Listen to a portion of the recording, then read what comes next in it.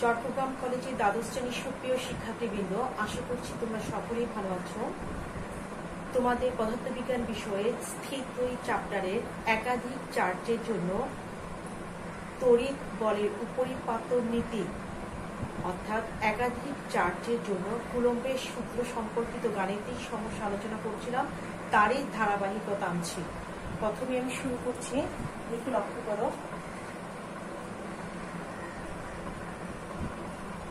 এটা x coordinate আমরা জানি, আর এটা কি ওয়াই কোঅর্ডিনেট, আর এটা হচ্ছে কি মূল বিন্দু। আমরা ধরে নিলাম এই ওয়াই কোঅর্ডিনেটে সাপোজ 4 সেন্টিমিটার দূরত্বে এখানে আমি এই জায়গাটায় 30 মাইক্রোকুলম্ব চার্জ রাখলাম, আর মূল বিন্দু থেকে এক্স ডিরেকশনে সাপোজ 6 সেন্টিমিটার দিয়ে এখানে আমি একটা চার্জ রাখলাম, সেটা 50 মাইক্রোকুলম্ব। মাইক্রো না, এখানে মিলিকুলম্ব দিয়েছি, এখানেও মিলিকুলম্ব দিই, এক্স ডিরেকশন এখানেও মিলিকুলম্ব। আর এই অরিজিন, সেন্টার অফ অরিজিন, এখানে আমি একটা রেস্ট পজিশন, একটা ইলেকট্রন রাখলাম। তাহলে দেখো এখানে এই মূল বিন্দু থেকে 4 সেন্টিমিটার দূরত্বে 30 মিলিকুলম্ব চার্জ রেখেছি, আর এখানে মূল বিন্দু থেকে 6 সেন্টিমিটার দূরত্বে 50 মিলিকুলম্ব চার্জ রেখেছি। এখানে তাহলে এখানে একটা কম্বাইন্ড লব্ধি বল উৎপন্ন হবে চার্জ দ্বয়ের ক্রিয়ায়। এই কম্বাইন্ড লব্ধি বলের ক্রিয়ায় ইলেকট্রনটা এই জায়গায় রেস্ট পজিশন আছে। সাপোজ ইলেকট্রনটা এই জায়গায় রেস্ট পজিশন আছে। রেস্ট পজিশনে থাকলে এই লব্ধি বলের ক্রিয়ায় ইলেকট্রনটা যখন ছুটে যাবে তখন তার ইনিশিয়াল এক্সিলারেশনটা কত হবে আমরা সেটাই ফাইন্ড আউট করব। সেটা ফাইন্ড আউট করতে হলে আমাদেরকে কি করতে হবে, তড়িৎ বলের উপরিপাতন নীতি থেকে আমরা জানি বলগুলোকে কি করতে হবে, প্রথমে সাম করতে হবে। বলগুলোকে সাম করতে হলে এখানে দেখো, এখানে একটা বল আছে 30 মিলিকুলম্ব, এখানে ইলেকট্রনের চার্জ আছে। ইলেকট্রনের চার্জ, ইলেকট্রন চার্জিত পার্টিকেল, আমরা জানি ইলেকট্রনের চার্জ কত। তাহলে এই দুটো বলের জন্য আমরা F1 ক্যালকুলেশন করতে পারবো। দেখা যায় কি F1 ক্যালকুলেশন করতে পারবো। কুলম্ব বলের সূত্রটা তোমরা খুব ভালোভাবে পারো, সেটা কত, 9 × 10⁹। এখানে আমাদের দুটো চার্জের মান, একটা 30 মাইক্রোকুলম্ব আর একটা ইলেকট্রনের চার্জ।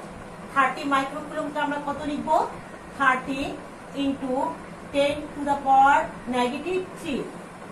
× 10⁻³ আর এখানে ইলেকট্রনের চার্জ কত, 1.6 × 10⁻⁻19। আর এটা দূরত্ব কত দেওয়া আছে, 4 সেন্টিমিটার। 4 centimetre means 0.04 metre. আমরা অবশ্যই কিসে কনভার্ট করে নিতে হবে, সবগুলো ইউনিটকে আমরা এসআই সিস্টেমে কনভার্ট করে নিতে হবে।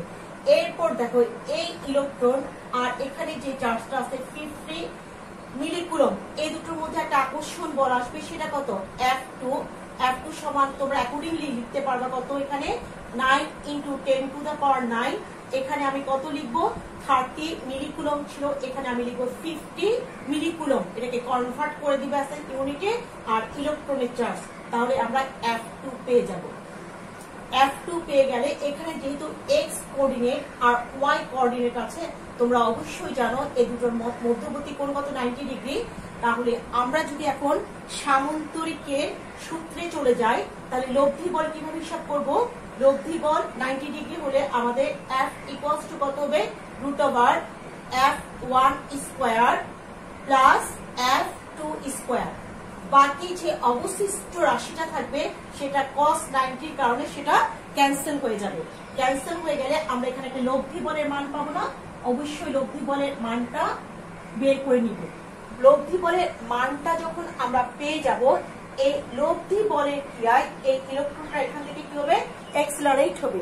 এক্সিলারেট হওয়ার আমরা সূত্রটা কি, আমরা জানি বল F = কত, ma। বল F = ma যদি হয়, ইলেকট্রনের মাস, ইলেকট্রন এখানে রেস্ট পজিশন আছে, ওর মাস তোমরা জানো কত, 9.1 × 10⁻31 কেজি। তাহলে এখান থেকে ইলেকট্রনের এক্সিলারেশনটা তোমরা নিশ্চয়ই খুব সহজে বের করে ফেলতে পারবা। এখানে লব্ধি বলের মান পাবা, লব্ধি বলের মান পেলে ওটাকে ইলেকট্রনের মাস দিয়ে আমরা কি করব, ডিভাইড করে দিব। ডিভাইড করলে ইলেকট্রনের এক্সিলারেশন পেয়ে যাবে। ইলেকট্রন যেটা পাবা, যেই মানটা পাবা সেই মানটা নিয়ে সে এক্সিলারেট হবে। এখন যদি আমরা বলে দিলাম যে এখানে 50 মিলিকুলম, এখানে 30 মিলিকুলম আছে, এটা নিশ্চয়ই 45 ডিগ্রি কোণে কি হবে না, কোণ উৎপন্ন করে যাবে না।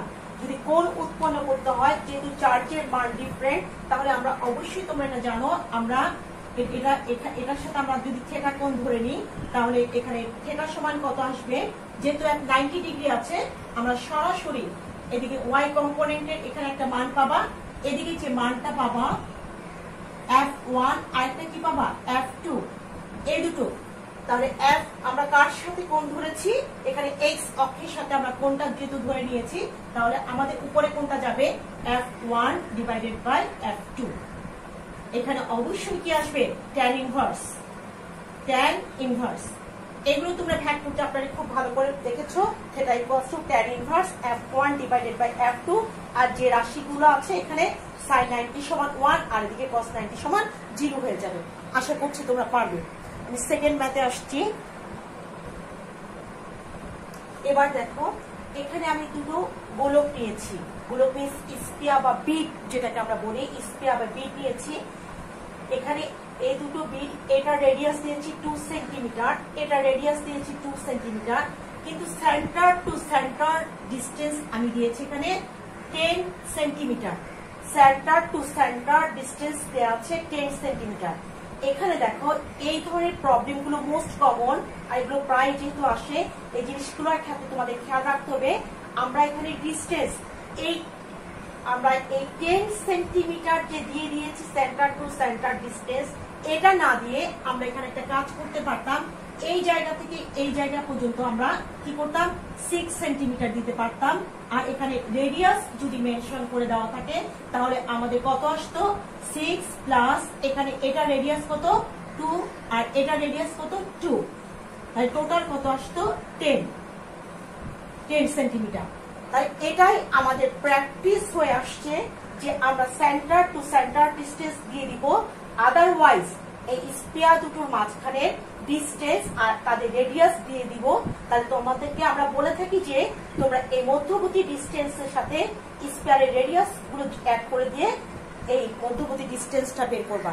আর কুলম্বের সূত্রটা আমরা সবাই জানি, F ইকুয়ালস টু এটা এই চার্জ দুটির মধ্যবর্তী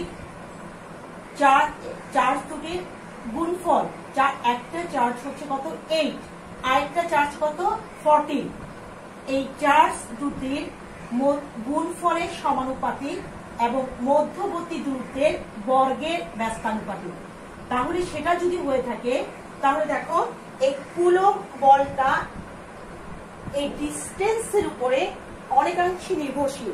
আমরা তোমাদেরকে ম্যাথটা এমন ভাবে করতে দিই, বিভিন্ন ভাবে তোমাদের এমসিকিউতে অথবা সিকিউতে আসে, ডিস্টেন্সটা 1/4 করা হলে কি হবে, 1/3 করা হলে বলের মান কি হবে, চার্জের গুণফলকে যদি দ্বিগুণ করে তাহলে বলের মান কি হবে, তোমরা সবগুলো নিশ্চয়ই ক্যালকুলেশন করে বের করতে পারবে।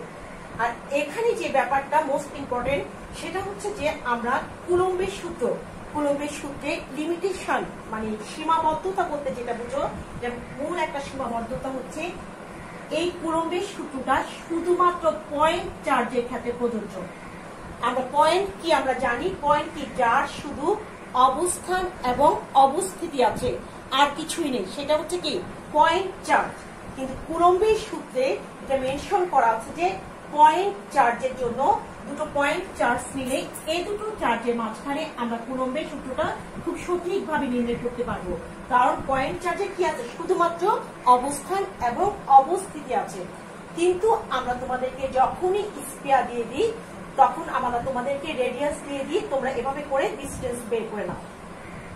কিন্তু এখানে সমস্যাটা হয় কি, যেহেতু কুলম্বের সূত্র পয়েন্ট চার্জের ক্ষেত্রে প্রযোজ্য, এখানে আমরা দিয়ে দিই স্পিয়ার তোমাদেরকে, সেক্ষেত্রে এখানে এই পয়েন্ট চার্জ দুটোর মধ্যবর্তী দূরত্বটা খুব সহজভাবে ডি আমরা নির্ণয় করতে পারি। একটা যদি পজিটিভ চার্জ হয়, একটা নেগেটিভ চার্জ হয়, তাহলে এদের মধ্যে তোমরা জানো যে অ্যাট্রাকশন ফোর্স কাজ করবে। আর যদি সমধর্মী চার্জ হয় তাহলে কি হবে, রিপালশন ফোর্স কাজ করবে। কিন্তু এখানে স্পেয়ার যদি দিয়ে দিই, আর এই পয়েন্ট চার্জ গুলো কুলম্বের সূত্র যেহেতু পয়েন্ট চার্জের ক্ষেত্রে প্রযোজ্য, তোমরা অবশ্যই পয়েন্ট চার্জের সংজ্ঞা শিখবা। সেখানে আমরা বলে দিই যে দুটো চার্জ যদি তাদের মধ্যবর্তী দূরত্বের তুলনায় আকৃতি খুবই ক্ষুদ্র হয়, তখন সেই চার্জ দ্বয়কে আমরা পয়েন্ট চার্জ বলি। আদারওয়াইজ বলা যায় চার্জিত বস্তুর আকার যদি খুবই ক্ষুদ্র হয়, তাদেরকেও আমরা কি বলি, পয়েন্ট চার্জ বলি। এখন দেখো এখানে যে সমস্যাটা হয়, এই স্পেয়ারটা কিন্তু প্লাস চার্জে চার্জিত, আর এই স্পেয়ারটা যদি মাইনাস চার্জে চার্জিত। এখন তোমরা ইন্ডাকশন নিশ্চয়ই মনে আছে, তড়িৎ আবেশের কথা। তড়িৎ আবেশে কি হয় দেখো তো, তড়িৎ আবেশের ক্ষেত্রে কি হয়, তড়িৎ আবেশের ক্ষেত্রে এখানে একটা আমরা জানি প্রত্যেকটা পদার্থের মধ্যে কি আছে, প্লাস না মাইনাস, প্লাস মাইনাস, প্রত্যেকটা পদার্থের মধ্যে প্লাস মাইনাস করে আছে। It means electron plus proton দুটোই আছে। এখন যদি আমরা এই পরিবাহীর কাছে আমি একটা কি আনলাম, ধনাত্মক চার্জে চার্জিত একটা গ্লাস রড আনলাম, ধনাত্মক চার্জে চার্জিত একটা গ্লাস রড যদি আমি এটার কাছে আনি, তাহলে কি হবে দেখো তো, ধনাত্মক চার্জে চার্জিত একটা গ্লাস রডকে যদি আমি এই পার্টটার কাছে আনি, তাহলে কি হবে, সমস্ত চার্জের রিডিস্ট্রিবিউশন হবে। চার্জের রিডিস্ট্রিবিউশন হয়ে চার্জগুলো কি হবে, এ পাশে ধনাত্মক চার্জ যেহেতু আসছে, তাহলে এই প্রান্তে এসে এই পাতে সমস্ত নেগেটিভ চার্জগুলো কনফাইন হয়ে যাবে, এখানে আবদ্ধ হয়ে যাবে এর অ্যাট্রাকশনে। এর অ্যাট্রাকশনে সমস্ত নেগেটিভ চার্জগুলো এক প্রান্তে চলে আসবে, আর ধনাত্মক চার্জগুলো কি হবে, অন্য প্রান্তে চলে যাবে।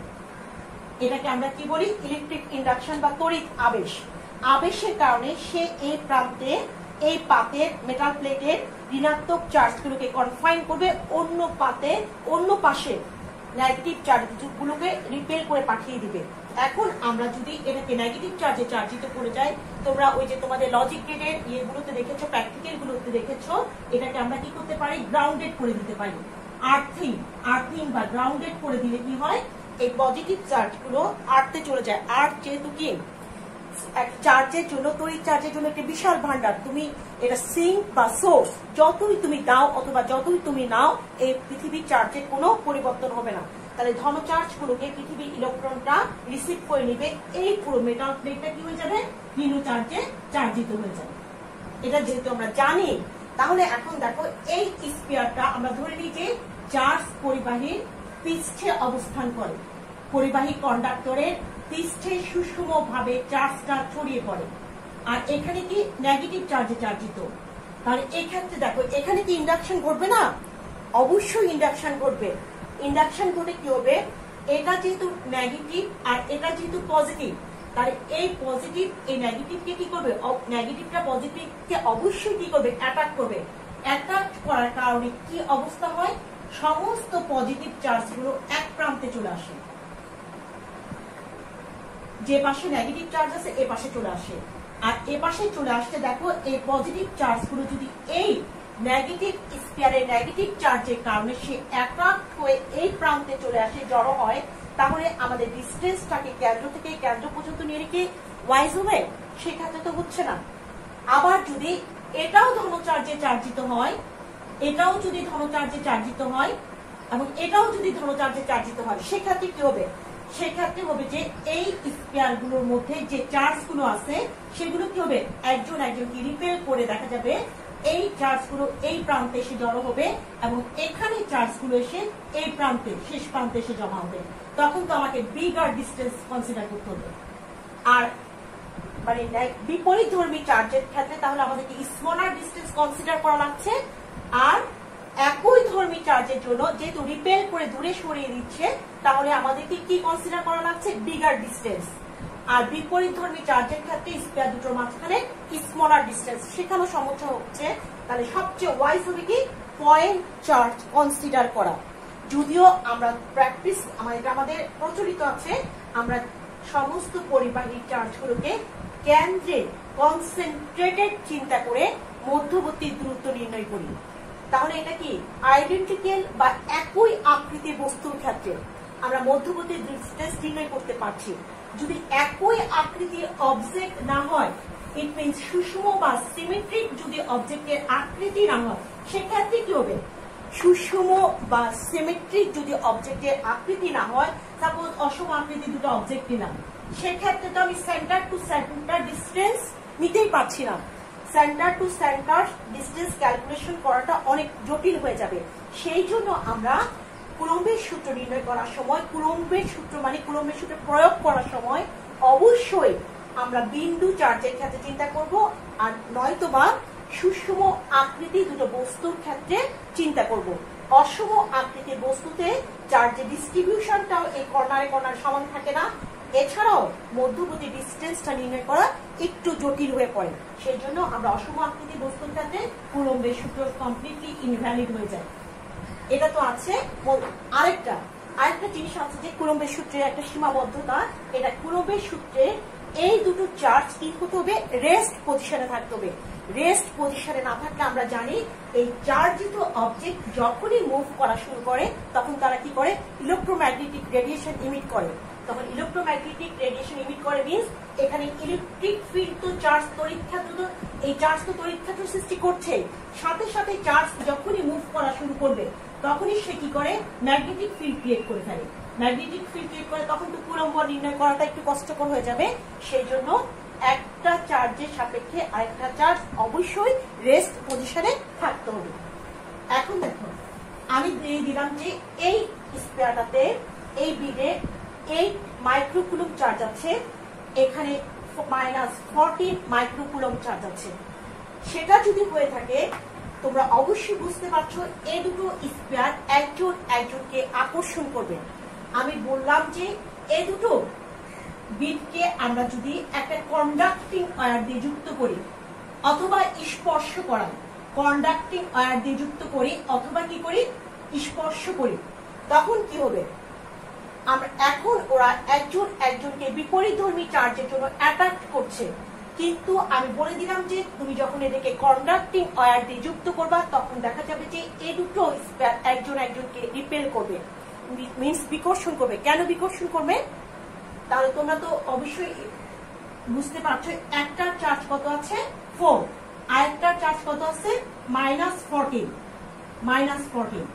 আর আমরা তোমাদেরকে এটাই শিখিয়ে থাকি যে এই দুটো চার্জকে তোমরা যোগ করবা, যোগ করে কত দিয়ে ভাগ করে দিবা? 2 দিয়ে ভাগ করে দিবা। তাহলে এটা আগে বলি, এই +8 -14 এটার সাবট্রাকশন কত আসবে? 2 6 -6 ডিভাইডেড বাই 2। ইট মিন্স এরপরে কত আসবে? 2 দিয়ে ডিভাইড করলে -3 মাইক্রোকুলম।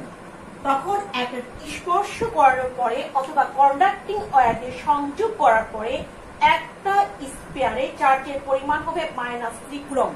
আর চার্জ কি রাশি? স্কেলার রাশি। চার্জ যেহেতু স্কেলার রাশি তাহলে এখানে নেগেটিভ সাইনটা বসবে। তখন এটার চার্জ কত হবে? -3 মাইক্রোকুলম। এটার চার্জ কত হবে? -3 মাইক্রোকুলম। কোয়াইট সিম্পল যে এখন দুটো চার্জের পরিমাণ কত হচ্ছে? মাইনাস মাইনাস ইকুয়াল চার্জ হচ্ছে, এবং এখানে কত আছে?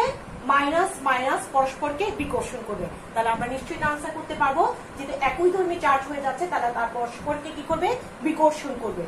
এখন দেখো এখানে আরেকটা ব্যাপার আছে, যে ব্যাপারটা হচ্ছে এই দুটো স্পেয়ারের আকৃতি একেবারে ইকুয়াল হতে হবে। ইকুয়াল না হলে কি হবে? ইকুয়াল না হলে কি আমরা দুটো চার্জকে কিভাবে যোগ করে দিয়ে 2 দিয়ে ভাগ করলে হবে? কখনই হবে না। তখন দেখো যে ব্যাপারটা আসে বিভবের ব্যাপারটা, তোমরা অলরেডি, আমি অবশ্য এখনো কুলম্বের সূত্র আছে বিভবে যাইনি, তারপর আমি একটু করে বলে দিচ্ছি।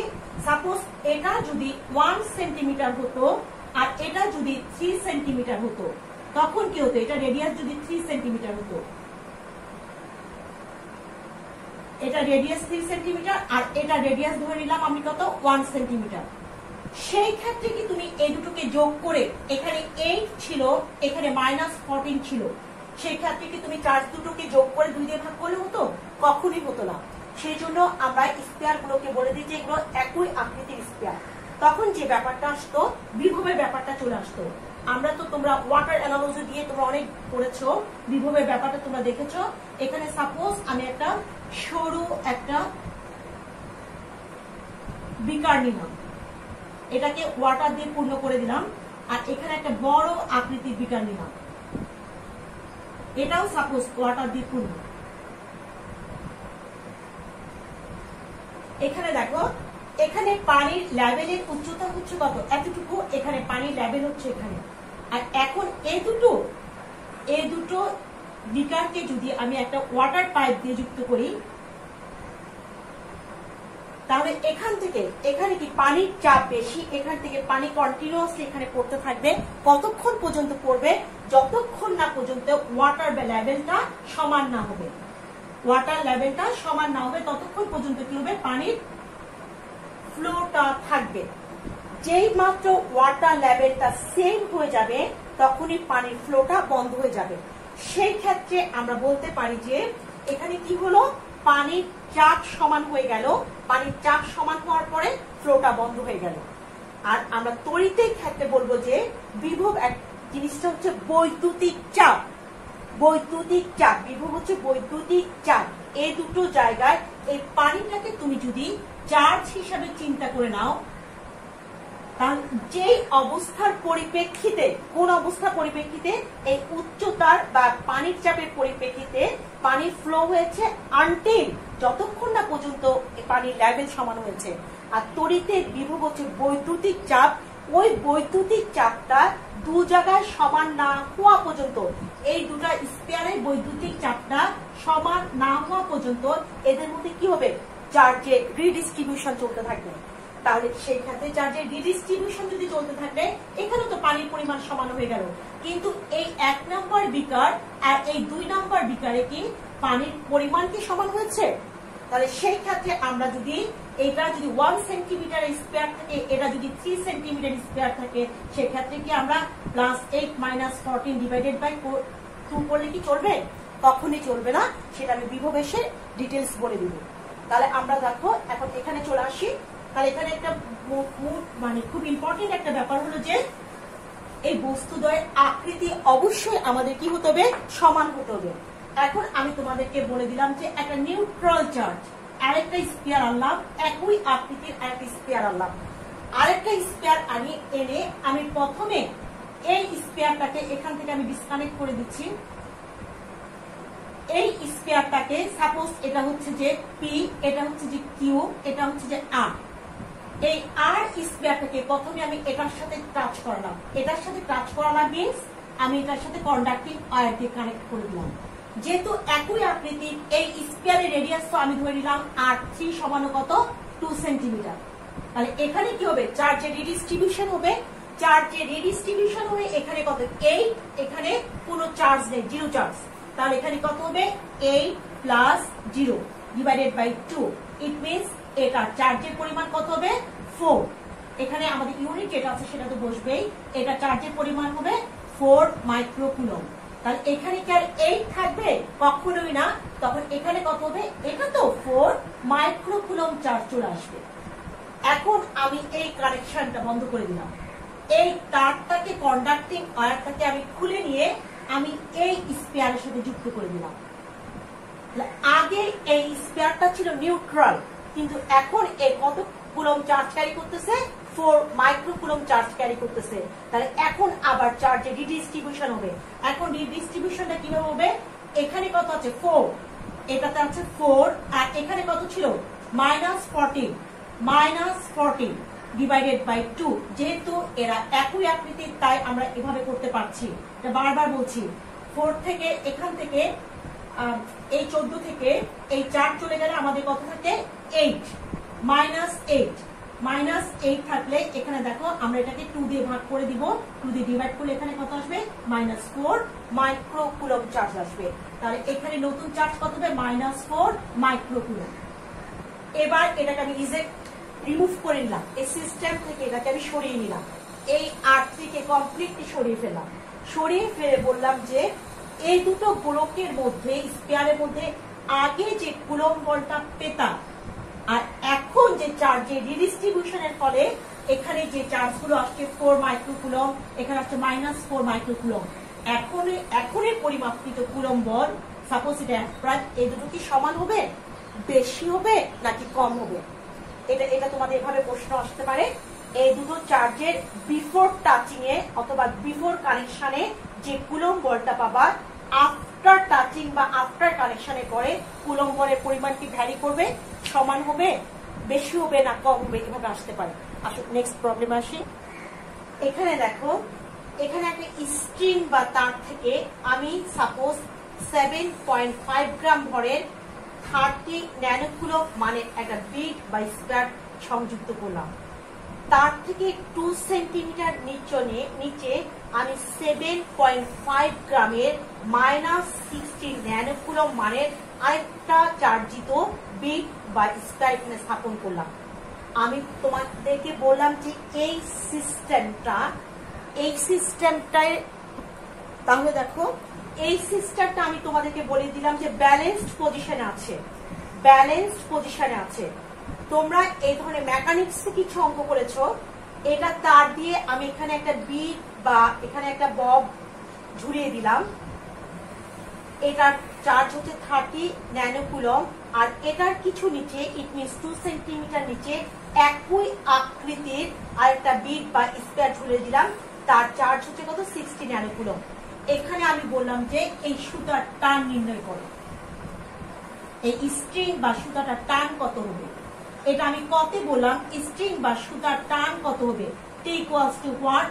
সেকেন্ড প্রশ্ন আমি খতে বলতে পারি যে ছিঁড়ে যাওয়ার এই সিস্টেমটা ব্যালেন্স পজিশনে আছে।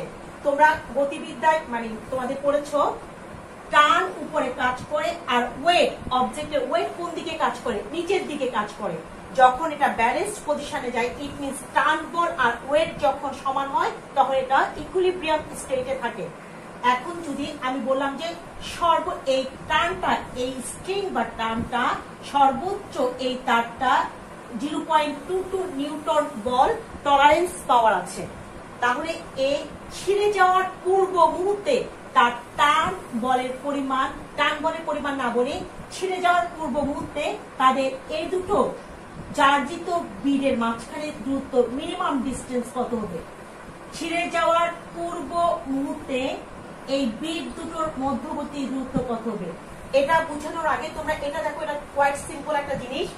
এখানে আমি উপরে কত রাখছি, 2 মাইক্রোকুলম্ব মানে একটা বিট বা স্কয়ার রেখেছি, নিচে কত রেখেছি +5 মাইক্রোকুলম্ব মানে আরেকটা বিট বা স্কয়ার রেখেছি। সাপোজ এটা ধন চার্জে চার্জিত, কিছু সাইন না দেওয়ার অর্থ হচ্ছে কি ধন চার্জে চার্জিত। তাহলে দেখো আমি বললাম যে এই দুটো, এইটা হচ্ছে একটা স্কয়ার, এর উপরে এই স্কয়ারটা কি সাম্যাবস্থায় থাকবে, ইট মিন ফ্লোরিং বা শূন্যে কি ভেসে থাকবে। এটা তোমাদের মোস্ট কমন একটা প্রশ্ন। এই চার্জের তো এই চার্জ ইট মিনস চার্জ আছে, এখানে একটা তড়িৎ ক্ষেত্র সৃষ্টি হবে, এখানে একটা তড়িৎ ক্ষেত্র সৃষ্টি হবে, এদের মধ্যে অবশ্যই কি হবে, কুলম্ব বল কাজ করবে। তাহলে এই বলটা, কুলম্ব বলটা কোন দিকে ক্রিয়া করবে, এটা প্লাস এটাও প্লাস, তাহলে কুলম্ব বলটা এটাকে এই বড় অবজেক্টটা কি করবে, বিকর্ষণ করবে, ইট মিনস ইজেক্ট করবে কোন দিকে, উপরের দিকে। আপ থ্রাস্ট যেটাকে আমরা তোমরা দেখেছো ফ্লুইডিনামিক্সে, আপ থ্রাস্ট বা উপরের দিকে ধাক্কা দিবে কোন বল দিয়ে, কুলম্ব বল দিয়ে। আর এখানে যে ছোট অবজেক্টটা আছে ওর ওয়েট দিয়ে দিলাম 600 গ্রাম। 600 গ্রাম যদি দিয়ে দিই, এই 600 গ্রাম কোন দিকে যাবে, নিচের দিকে যাবে। ডব্লিউ সমান আমরা জানি কত, mg। এখন দেখো এই সিস্টেমের মধ্যে এই ছোট অবজেক্টটা যদি বাতাসের মধ্যে, এয়ারের মধ্যে ফ্লোটিং অবস্থায় থাকতে হলে আমাদেরকে অবশ্যই এই কুলম্ব বল আর এর ওয়েটটা কি হতে হবে, ইকুয়াল হতে হবে। তাহলে ইট মিনস এই সিস্টেমের সাম ওভার মোট বলের পরিমাণ কত হবে, 0। সিস্টেমের মোট বলের পরিমাণ কত হবে, 0। এই এফ এর জায়গায় আমরা লিখতে পারি কত, এফ এর জায়গায় লিখতে পারি আমরা এটা, এই ইলেকট্রিক ফোর্সটা ইট মিনস ইলেকট্রোস্ট্যাটিক ফোর্সটা অবশ্যই কি হতে হবে, ওয়েটের চেয়ে বড় হতে হবে, তা নাহলে সিস্টেম ভারসাম্য অবস্থায় থাকবে না। তাহলে আমরা electrostatic force minus W by mg equals to কি লিখতে পারি, 0। তাহলে আমরা কি পাবো, এখানে দেখো এফ ই ইকুয়ালস টু কত, mg। তাহলে আমরা অবশ্যই, তোমরা এই দুটোর মাঝখানে ডিস্টেন্স আমি দিয়ে দিচ্ছি, মাঝখানে ডিস্টেন্স সাপোজ 2 মিটার। মাঝখানে ডিস্টেন্সটা আছে কত 2 সেন্টিমিটার দিয়ে দিই 2 সেন্টিমিটার। তাহলে এখানে আমি কুলম্ব বল তোমরা নির্ণয় করতে পারবা, আলাদাভাবে নির্ণয় করবা কুলম্ব বল, আবার mg ভর দিয়ে g কে গুণ করবা mg পাবা। এই দুটো যখন ইকুয়াল হয়ে যাবে তখন এই সিস্টেমের মধ্যে এই বিটটা বা স্কয়ারটা শূন্যে ভাসমান থাকবে। আদারওয়াইজ যদি কুলম্ব বলের পরিমাণ বেশিও হয় তাহলেও কি হবে, এই বিটটা উপরের বিটটা বা গোলকটা সাম্যাবস্থায় থাকতে পারবে। কিন্তু কোনো কারণে যদি ওয়েট বেশি হয়ে যায় তাহলে কখনোই কি হবে না, সিস্টেম ফল করবে, ব্রেক করবে। ইট মিনস এই স্কয়ারটা নিচে পড়ে যাবে। আশা করছি বুঝতে পারছো। এখন দেখো আরো দুটো গোলক নিলাম, এখানে একটা 10 পিকোকুলম্ব দিলাম এখানে, আর এখানে আরেকটা আমরা কি নিলাম, স্কয়ার নিলাম। এটা তো একই আকৃতির, এটা তো কত দিলাম 10 পিকোকুলম্ব চার্জ দিলাম। আমি ধরে নিলাম যে তাদের মধ্যবর্তী দূরত্ব হচ্ছে কত 20 সেন্টিমিটার। এখন দেখো এখানে দুটো বল কাজ করবে, ওরা একজনকে এই বিটটাকে আমি একটা কর্ড বা সুতা দিয়ে আটকে রাখলাম। ইট মিনস চিকন দড়ি, কর্ড বা সুতা দিয়ে আটকে দিলাম। তাহলে দেখো একটা চার্জ, একটা স্কয়ার আরেকটা স্কয়ারকে কি করবে, অবশ্যই বিকর্ষণ করবে। বিকর্ষণ বল কোন দিকে কাজ করবে, Fe ইলেকট্রোস্ট্যাটিক ফোর্সটা এদিকে কাজ করবে, আর এই ইলেকট্রোস্ট্যাটিক ফোর্সের কারণে বিপরীত দিকে এই স্কয়ার এদিকে কি করবে, টার্ন বল কাজ করবে। ইট মিনস এখানে যে কর্ড দিয়ে যে আমি এদেরকে আটকে রাখলাম, এই সুতা বা ছোট দড়িটার উপরে কি হবে, টার্ন বল প্রযুক্ত হবে, সেটার মান কত হবে T। তাহলে আমি তোমাদেরকে বললাম যে এই সিস্টেমে টার্ন বলের পরিমাণ কত হবে, এটা কোয়াইট সিম্পল। আমরা কি করব, T সমান Fe লিখব। T সমান কত হবে, Fe। T সমান Fe লিখে আমরা কি করব, আমরা এখানে মধ্যবর্তী ডিসটেন্স আছে, চার্জ দুটির মান দেওয়া আছে, আমরা Fe বের করতে পারবো। ওই Feটাই হবে কি, টার্ন বলের পরিমাণ। ওই ম্যাথটা সলভ করার জন্য এত কথা বলা লাগছে, ওটাই হবে টার্ন বলের পরিমাণ। আরেকটা একই ধরনের সমস্যা দেখো, যেটা তোমাদের বোর্ড পরীক্ষায় এসেছিল একবার। এখানে দেখো আমি এখানে মাইনাস একটা বর্গক্ষেত্র নিয়েছি, যার প্রতিটা বাহুর দৈর্ঘ্য 6 সেন্টিমিটার। বর্গক্ষেত্রের প্রতিটা বাহুর দৈর্ঘ্য কত, 6 সেন্টিমিটার। আমি এখানে মাইনাস 19 ন্যানোকুলম্ব চার্জ রেখেছি, এখানে প্লাস ন্যানোকুলম্ব চার্জ রেখেছি, এখানে 10 ন্যানোকুলম্ব চার্জ রেখেছি, এখানে 10 ন্যানোকুলম্ব চার্জ রেখেছি। কোশ্চেনটা এমন ভাবে আসছিল, মধ্যবর্তী এই চার্জ গুলোকে রিঅ্যারেঞ্জ করে তুমি এই বর্গক্ষেত্রের মাঝখানে যদি সাপোজ প্লাস 1 ন্যানোকুলম্ব মানের 1 গ্রাম ভরের কোনো বস্তু রাখো, তাহলে সেটা ফ্লোরিং অবস্থায় থাকবে কিনা। কি ছিল, চার্জ গুলোকে রিডিস্ট্রিবিউশন হবে না, এখানে রিঅ্যারেঞ্জ করে এই বর্গক্ষেত্রের কেন্দ্রে প্লাস 1 ন্যানোকুলম্ব মানের 1 গ্রাম ভরের কোন অবজেক্ট রাখলে সেটা কি ফ্লোটিং বা ভাসমান অবস্থায় থাকবে কি। রিঅ্যারেঞ্জমেন্টের কথা যেহেতু আসছে, তাহলে দেখো এখানে মাইনাস 19 ন্যানোকুলম্ব, এখানে 10 ন্যানোকুলম্ব। আমি এই জাস্ট এখানে 19টাকে আমি এখানে নিয়ে আসি, আর 10টাকে আমি এখানে নিয়ে যাচ্ছি। তাহলে এখানে হয়ে যাবে কত, 19 কুলম্ব, আর এখানে হয়ে যাবে কত, 10 কুলম্ব। কুলম্ব না তো, ইউনিট তো ন্যানোকুলম্বে দিয়েছি। তাহলে দেখো এখানে এই রিঅ্যারেঞ্জমেন্টের ফলে কি হবে, এই 1 ন্যানোকুলম্ব মানে এই চার্জটাকে মাইনাস 19 ন্যানোকুলম্ব মানে চার্জ অবভিয়াসলি কি করবে, অ্যাট্রাক্ট করবে, যেহেতু এটা প্লাস এটা মাইনাস। তাহলে এখানে ইলেকট্রোস্ট্যাটিক ফোর্সটা কোন দিকে কাজ করবে, উপরের দিকে। আর এখানে বাহুর দৈর্ঘ্য তো আছে, তোমরা তো এখান থেকে এতটুকু পর্যন্ত দূরত্ব কত তোমরা বের করতে পারবে। তাহলে এখানে কত আছে, 19 ন্যানোকুলম্ব। এটাও 1 ন্যানোকুলম্ব চার্জকে কোন দিকে ধাক্কা দিবে, এদিকে ধাক্কা দিবে। তাহলে টোটাল ইলেকট্রোস্ট্যাটিক ফোর্স উপরের দিকে কত হবে, সাপোজ এটাকে আমি ধরে নিলাম 1 নাম্বার চার্জ, এটাকে 2 নাম্বার চার্জ, এটা 3 নাম্বার চার্জ, এটা 4 নাম্বার চার্জ। তাহলে 1 আর 3 জন্য কোন দিকে আমরা পুরো ইলেকট্রোস্ট্যাটিক ফোর্স পাবো, উপরের দিকে। তাহলে এই 1 আর 3 F1 প্লাস F3 আমরা কি করে দিব, যোগ করে দিব। যোগ করলে উপরের দিকে লব্ধি বলের মান পাবো। আর এখানে দেখো এখানে 10, এখানে 10, এই 10 ন্যানোকুলম্ব এই 1 ন্যানোকুলম্বকে কোন দিকে বিকর্ষণ করবে, যেহেতু একই ধর্মী এদিকে বিকর্ষণ করবে। আবার এই 10 ন্যানোকুলম এই 10 ন্যানোকুলমকে কোন দিকে বিকর্ষণ করবে, এদিকে বিকর্ষণ করবে। যেহেতু এদের মান সমান, তাহলে বলের পরিমাণও সমান হবে। এই F2 আর F4 এর মান সমান হবে, ওরা একই রেখা বরাবর আসি। তাই F2 এই F2 আর সরি এটা F4 হবে। F4 একজন একজনকে কি করে দিবে, ক্যান্সেলেশন করে লব্ধি বলের পরিমাণ 0 হবে। এখন দেখো এখানে যে অবজেক্টটা রাখা আছে তার ওয়েট তো দিয়ে দিচ্ছেন 1 গ্রাম, তার ওয়েট দিয়ে দিচ্ছে 1 গ্রাম। এই ওয়েটটা কোন দিকে কাজ করবে, এই রেখা বরাবর নিচের দিকে, ইট মিনস mg হবে নিচের দিকে।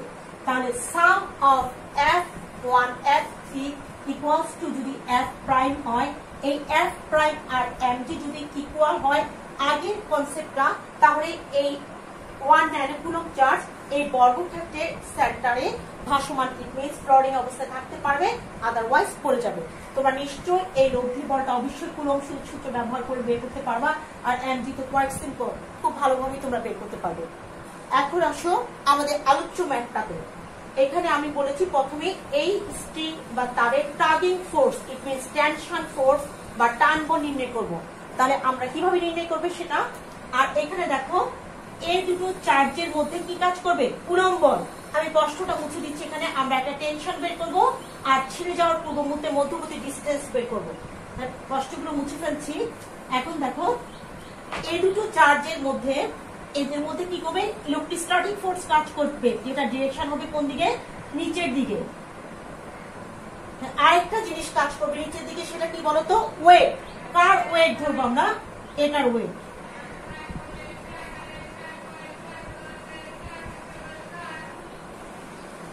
এর ওয়েটটা কাজ করবে, ওয়েটটা কোন দিকে কাজ করবে, ওয়েটটাও নিচের দিকে কাজ করবে। এভাবে না দেখে এভাবে দেখায়। তাহলে এফ ই আর এই ডব্লিউ, ইট মিনস ওয়েটটা কোন দিকে আছে, নিচের দিকে, আর টার্ন বলটা কোন দিকে আছে, উপরের দিকে। তাহলে এই সিস্টেমে এই টার্ন বলটা যখন আমি নির্ণয় করতে যাব, আমি পুরো সিস্টেমে লব্ধি বল হিসাব করতে হবে। লব্ধি বল কত, লব্ধি বল আমরা ধরে নিচ্ছি যে সাম ওভার এফ সমান 0। এই সিস্টেমে লব্ধি বল যদি 0 হয়, তাহলে এই সিস্টেমটা ব্যালেন্সড পজিশনে থাকতে পারবে। তাহলে এই লব্ধি বলের পরিমাণ 0, লব্ধি কি কি আছে দেখে, এখানে উপরের দিকে অবশ্যই টেনশন ফোর্স বেশি হতে হবে, আদারওয়াইজ সিস্টেম ফল করবে। উপরের দিকে টেনশন ফোর্সটা আগে লিখলাম, এরপর নিচের দিকে কি আছে, ডব্লিউ আছে, নিচের দিকে কি আছে, ইলেকট্রোস্ট্যাটিক ফোর্স আছে, ইকুয়ালস টু কত হবে, 0। তাহলে আমি তোমাদেরকে নির্ণয় করতে বলেছি কি টেনশন ফোর্সটা। তাহলে এটা কোয়াইট সিম্পল, এটা কত, টি সমান কি আসবে এখানে, ডব্লিউ প্লাস এফ ই। তাহলে এখন দেখো ডব্লিউ সমান mg তোমরা খুব সহজে নির্ণয় করতে পারবা, আর কুলম্ব বল তো পারবাই। এই দুটো চার্জের মাঝখানে কুলম্ব বল কত হবে, এই দুটো যোগ করে দিয়ে আমরা টেনশন ফোর্সটা বের করে ফেলতে পারবো।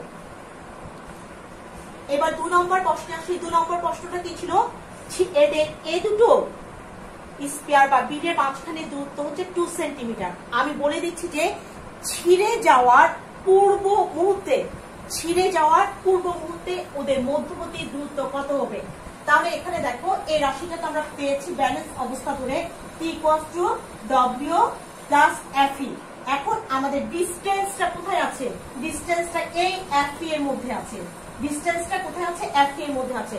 তাহলে আমরা ইকুয়েশনটা এভাবে লিখি, FE টাকে আমরা এক পাশে নিয়ে যাই, FE টাকে এক পাশে নিয়ে গেলাম, আর এখানে কত আসবে, T plus W। T plus W আসলে তোমরা এখানে তো অবশ্যই জানো আমাদের কুলম্ব কনস্ট্যান্ট K এর মান আসবে, কনস্ট্যান্ট K এর মান কত, 9 × 10⁹। এই চার্জ দুটোর মান আসবে, মাঝখানে ডিসটেন্সটা আমরা এখানে 2 সেন্টিমিটার দেওয়া আছে, আমরা এখানে 2 সেন্টিমিটার না বসিয়ে আমরা এখানে কি বসাবো, d স্কয়ার বসাবো। আর T পারবা mg, W T টেনশন বলের মান আমরা আগের ম্যাথে নিশ্চয়ই বের করবো, আগের ম্যাথে বের করলে তোমরা ওইখান থেকে মান বসিয়ে দিবা। আর W সমান mg ইকুয়ালস টু এই T এর মানটা আমরা যেটা বের করবো সেটা প্লাস এখানে কি হবে mg। তাহলে এখান থেকে তোমরা ক্যালকুলেট করে d এর মানটা বের করবা, d এর মানটা বের করে দেখবা এই d এর মানটা যদি এখানে ম্যাক্সিমাম এই সুতাটা যে টার্ন বলটা সহ্য করতে পারে সেটা হচ্ছে 0.22 নিউটন। এখন এই ডিসটেন্সটা বের করে দেখবা যে কত আসে, এই 2 সেন্টিমিটার থেকে বেশি আসলে অবশ্যই সিস্টেম ফল করবে, 2 সেন্টিমিটার থেকে কম আসলে সিস্টেম কি করবে, এক্সিস্টিং অবস্থায় থাকতে পারবে। আশা করছি বুঝতে পারছো। এখানে দেখো এই গাণিতিক সমস্যা আমি এখানে একটা স্কয়ার বা বিট নিলাম, সেটা চার্জ দিলাম 9 কুলম, এখানে আরেকটা স্কয়ার নিলাম, এটা চার্জ দিলাম কত, কিউ কুলম, এবং এদের মাঝখানে ডিস্টেন্স আমি দিয়ে দিচ্ছি কত, 15 সেন্টিমিটার।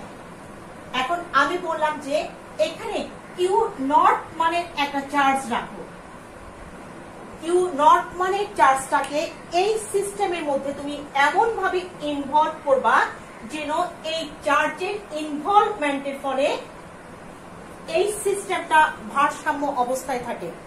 আমি বলেই দিলাম যে এই সিস্টেমটা কি থাকবে, এই কিউ চার্জের ইনভলভমেন্টের পরও এই সিস্টেমটা ভারসাম্য অবস্থা, এই কিউ নট কে স্থাপনের পরে এই সিস্টেমটা ভারসাম্য অবস্থায় থাকবে। ইট মিনস এই কিউ নটটা তুমি কোন অবস্থানে রাখলে এই সিস্টেমটা ভারসাম্য অবস্থায় থাকবে। তাহলে আমি এখান থেকে এই ডিস্টেন্সটা ধরে নিই, সাপোজ আমি x মিটার ফার্স্ট 19 কুলম থেকে x মিটার ডিস্টেন্সে এই কিউ নট চার্জটাকে স্থাপন করে এই সিস্টেমটা ব্যালেন্স পজিশনে থাকবে। তাহলে দেখো এখানে এই কিউ নট আর এদের মধ্যে একটা কুলম বল কাজ করবে, সেটাকে ধরে নিচ্ছি F1, আবার এই দুটোর মধ্যে আরেকটা কুলম বল কাজ করবে, সেটা ধরে নিচ্ছি F2। তাহলে আমরা কি ধরবো, simply F1 equals to F2 ধরে নিব। F1 সমান F2 ধরে দেখো এখানে অনেক রাশি ক্যান্সেলেশন হয়ে যাবে। এখানে আমরা এই যে কনস্ট্যান্টটা কে আনি, আমি মান না লিখে কে লিখলাম, এখানে কত 9 কুলম, এখানে 9 কিউ, এখানে কিউ ডিভাইডেড বাই এখানে কত ফার্স্ট চার্জ, এই দুটো চার্জের মধ্যবর্তী দূরত্ব x স্কয়ার। দেন এখানে দেখো আমি কনস্ট্যান্টের মান নাকি কে লিখলাম, এই দুটো চার্জের মধ্যবর্তী দূরত্ব কত, একটা কত কিউ নট আর একটা কিউ, মাঝখানে দূরত্ব কত হবে 15 সেন্টিমিটার মাইনাস x, SI সিস্টেমে যেহেতু করতে হবে 0.15 মাইনাস x, এখানে কত হবে হোল স্কয়ার। এখানে দেখো ক্যান্সেলেশন হয়ে যাবে, এখান থেকে কে কে ক্যান্সেলেশন হয়ে যাবে, কিউ নট এখানে থেকে দেখো এই এটা তো কিউ নট, এই কিউ নট ক্যান্সেলেশন হয়ে যাবে, এখান থেকে কিউ কিউ ক্যান্সেলেশন হয়ে যাবে। আমরা খুব সহজেই এখানে কি লিখতে পারবো, 0.15 minus X whole square divided by X square equals to কত লিখতে পারবো আমরা, 9 ডিভাইডেড বাই 1। এটা ডিভাইডেড বাই এটা ধরেছি তো, তাহলে 1 ডিভাইডেড বাই 9 হবে। এই 1 ডিভাইডেড বাই 9 করলে তোমরা নিশ্চয়ই এক্স এর হিসাবটা তোমরা খুব সহজে আমাদের স্টুডেন্টরা ক্যালকুলেশন করে ফেলতে পারবা। তাহলে তোমরা বলে দিবা যে ফার্স্ট 9 কুলম চার্জ থেকে এক্স এর তো অবশ্যই একটা ভ্যালু আসবে এই সমাধানটা করলে।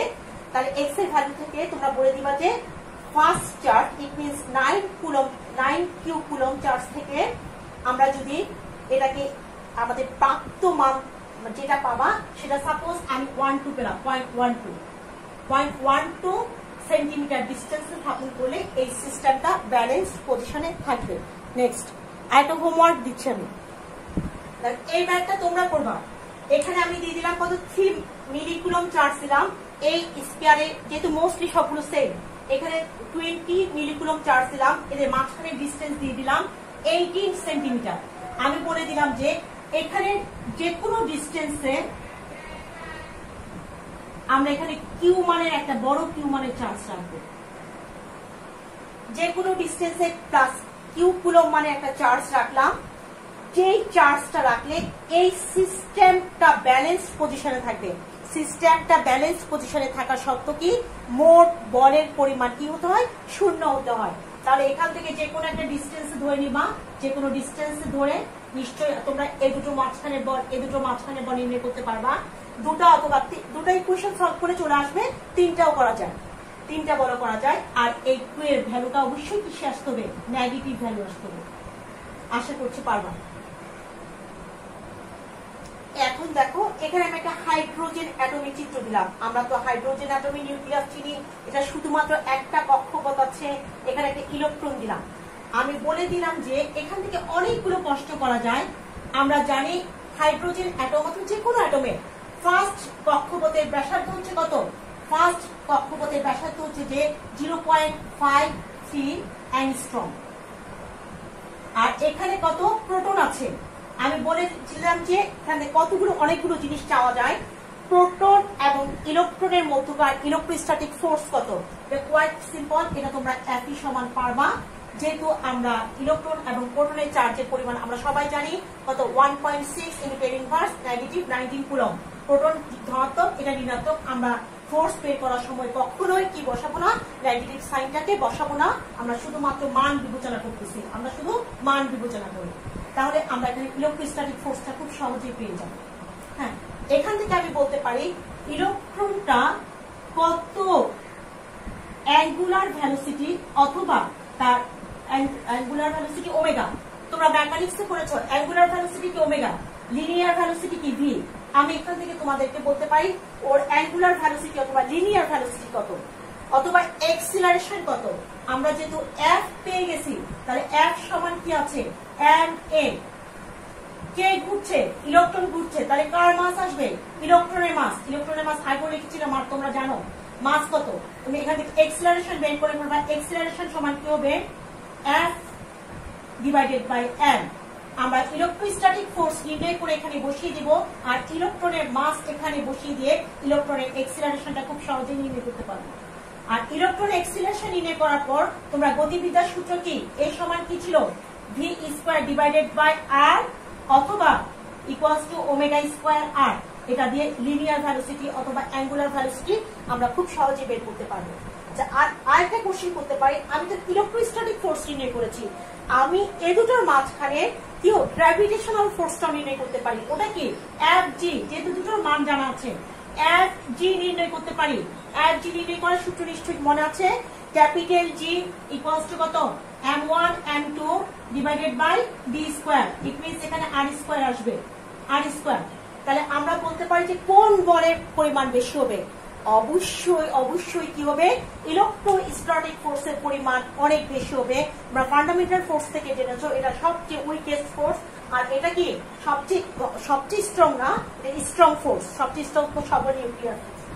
এখন দেখো এই এফ জি আর এফ ই এর কম্পেয়ার যদি করতে বলি, তোমরা কম্পেয়ার তো রেশিও নির্ণয় করবা, আর আমরা তো বুঝতেই পারছি যে অবশ্যই একই পরিমাণ বেশি হবে।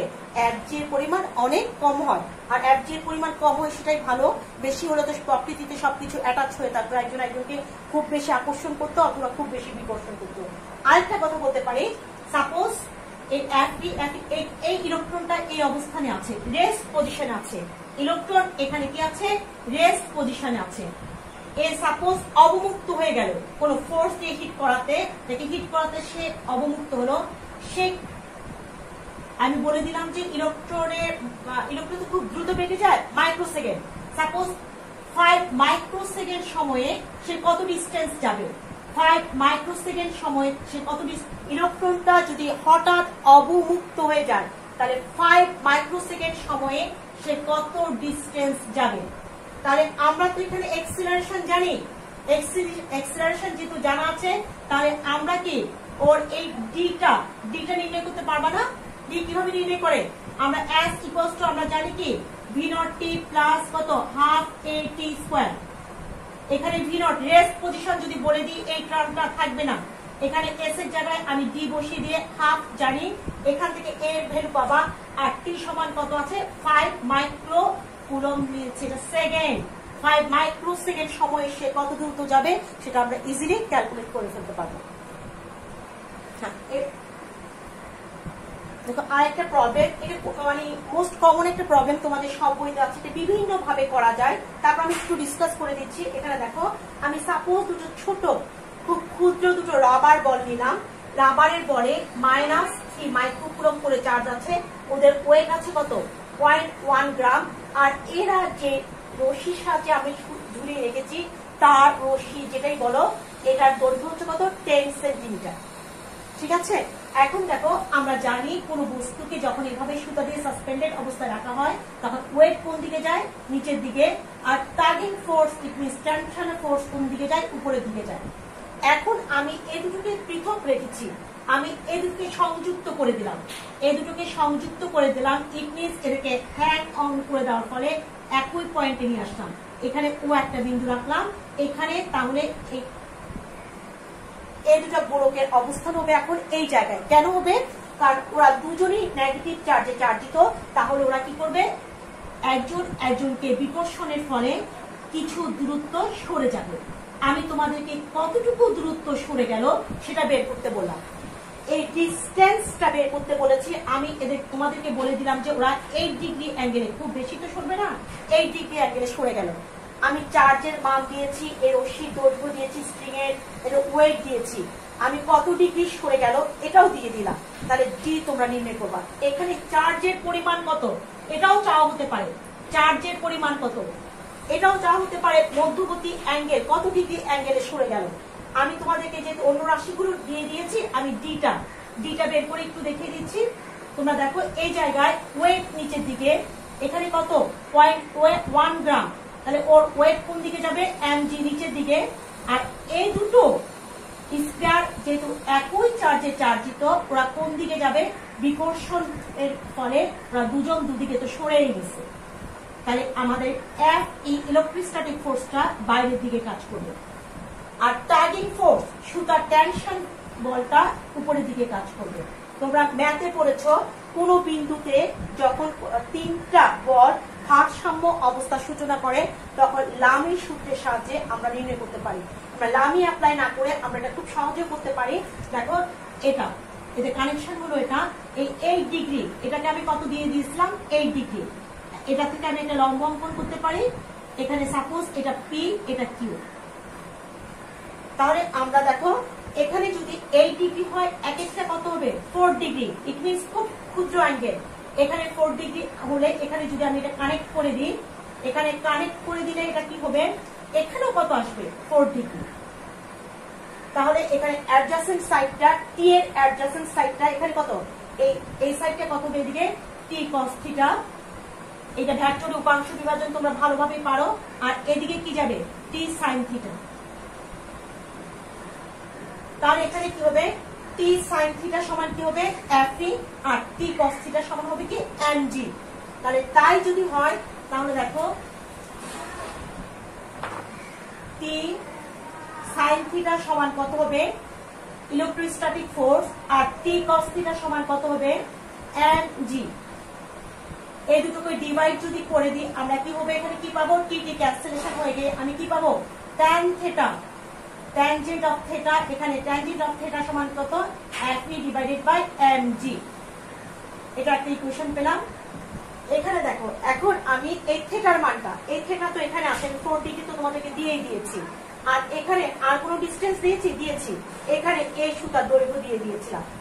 এখন দেখো এটা আরো অনেকভাবে করা যায়, আমি সিম্পল ভাবে করতে চেষ্টা করছি। এখানে দেখো আমি এখন সাইন থিটা নিলাম। সাইন থিটা সমান কি হবে?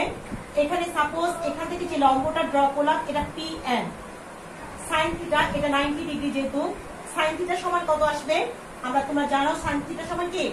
অতিভুজ হাইপোটেনিয়াস ডিভাইডেড বাই পারপেন্ডিকুলার। পারপেন্ডিকুলারটা কত? pn, আর অতিভুজটা কত? op। তাহলে আমরা জানি pn সমান আমরা লিখতে পারি কি? op sine theta. আচ্ছা এভাবে লেখার দরকার নাই, এভাবে না লিখি। এখানে দেখো pn ডিভাইডেড বাই op, এটা সাইন থিটা, এটা কত? tan theta. আমরা যখন জানি যে থিটার অ্যাঙ্গেলটা যখন খুবই ক্ষুদ্র হয় তখন আমরা এই থিটা অ্যাপ্রক্সিমেট কত লিখতে পারি? সাইন থিটা অ্যাপ্রক্সিমেট কত লিখতে পারি? tan theta. আমার মনে হয় এটাই সবচেয়ে সহজ হবে। অন্যভাবেও নির্ণয় করা যায়। এই থিটা সমান হলে আমরা খুব সিম্পলি এটা লিখে দিতে পারি। এখানে সাইন থিটা, এই tan থিটা মুছে দিলাম, সাইন থিটা মুছে দিলাম। সাইন থিটা আর tan থিটা যদি সমান ধরে নিচ্ছি আমরা কি লিখবো? এখানে দেখো pn বাই op, এই pn divided by op। pn divided by op করে দিলে pn কোথায় আছে দেখি? pn হচ্ছে এটা। আমি মধ্যবর্তী দুটো দূরত্ব, এই পুরো দূরত্বটা চেয়েছি তোমাদের কাছে d। তাহলে দুটো pn করলে, এই দুটো pn করলে এখানে 2 দিয়ে গুণ করলাম, তাহলে এখানেও কি করতে হবে? 2 দিয়ে গুণ করতে হবে। আর এই ওপিটা কোন পাশে চলে যাবে? এই ওপিটা চলে যাবে এখানে। ওপিটা যদি এখানে চলে যায়, দেখো সবগুলো মান তোমাদেরকে জানা আছে। 2pn সমান তো আমি বের করবো 2pn সমান কি? মাঝখানে ডিস্টেন্স d। এখানে আমাদের 2f এর মান পাবা, এদের চার্জের পরিমাণ দেওয়া ছিল 3, আর এখানে ডিটা ওখানে যে মাইনাস ডি 1/d² আসবে সেটা এখানে d³ হয়ে যাবে। এসে m এর পরিমাণ দেওয়া আছে, জি এর মান জানো, ওপি এর মান জানো, ওপি সমান 10 সেন্টিমিটার দিয়েছিলাম, মান বসিয়ে তোমরা ডি এর মানটা খুব সহজেই ক্যালকুলেশন করতে পারো। আশা করেছি বুঝতে পেরেছো। আমি ভেক্টর তো প্যারাবোলা আজকে শুরু করবো না, নেক্সট দিন ইনশাল্লাহ। ভালো থেকো সবাই।